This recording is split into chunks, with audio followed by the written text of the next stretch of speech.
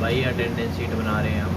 अब इसमें पहले आपको लेना है, ये डेट लेनी है कि ये 2026 ऊपर की साइड, पहले serial number, name, class, roll number, फिर इसके नीचे लिखना है फॉर्मूला डालना है is equal to text bracket text text text, फिर ब्रैकेट,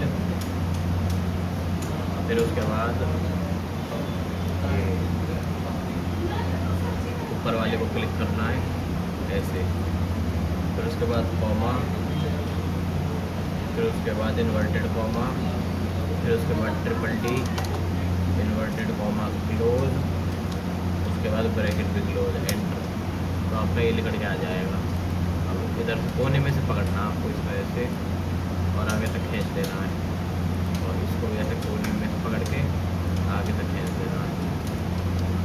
अब यहाँ आप सर सीरियल नंबर 1 लिख दो, लिख दो, कुछ भी लिख दो, और नेम में लिख दो आप लीडू, तो उसके बाद क्लास लिख दो आप 12वीं, उसके बाद रोल नंबर 34, उसके बाद आपको एब्सेंट प्रेजेंट जो भी है वो लिख देना।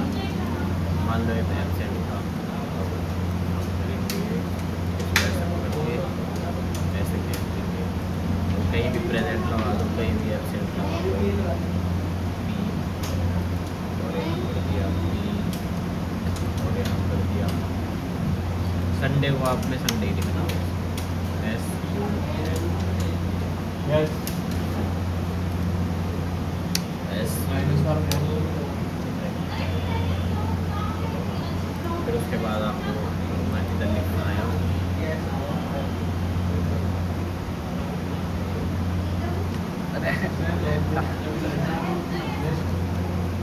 अब हमें लिखना है टोटल प्रेजेंट, उसके बाद टोटल एब्सेंट, उसके बाद टोटल लीव, उसके बाद टोटल डेज। ठीक है, अब इनका भी एक फॉर्मूला होता है, इधर निकालिएगा।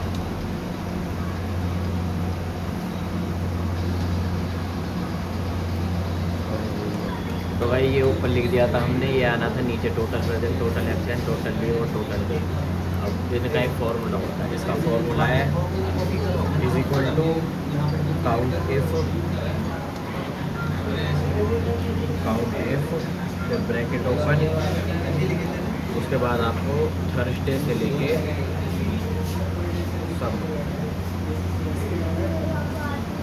एक साथ ऐसे कर देंगे।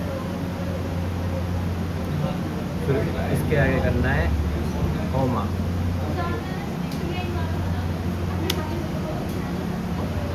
कॉमा, फिर उसके बाद एक इन्वर्टेड कॉमा,